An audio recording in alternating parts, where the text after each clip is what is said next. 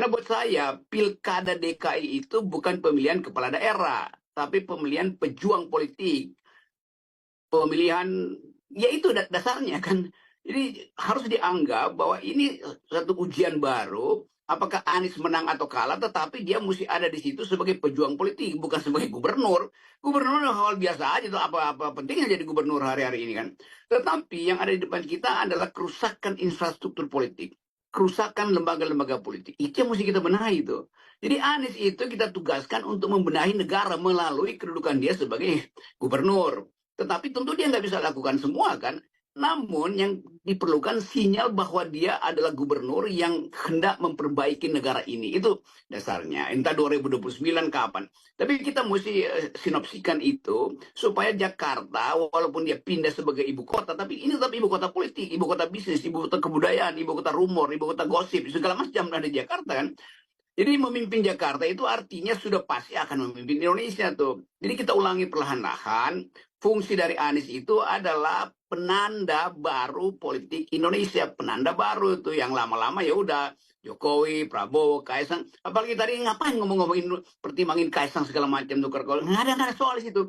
Sekali kita ingin berjuang itu tinggalkan semua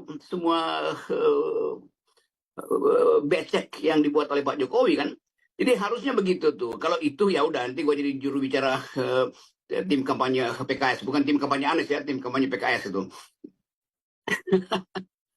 Jadi sekali lagi juga itu pertanyaan-pertanyaan mungkin nggak dengan ini, mungkin nggak dengan itu. Bagaimana kalau koalisi taruh nama lain? Nggak ada soal. Yang penting di kepala rakyat Jakarta, junto rakyat Indonesia, kita, Anda, ajukan satu nama yang akan dihitung sebagai pemimpin pejuang itu. Bukan sekedar gubernur teknis yang ngatur-ngatur APBN. Nggak ada urusan dengan APBN.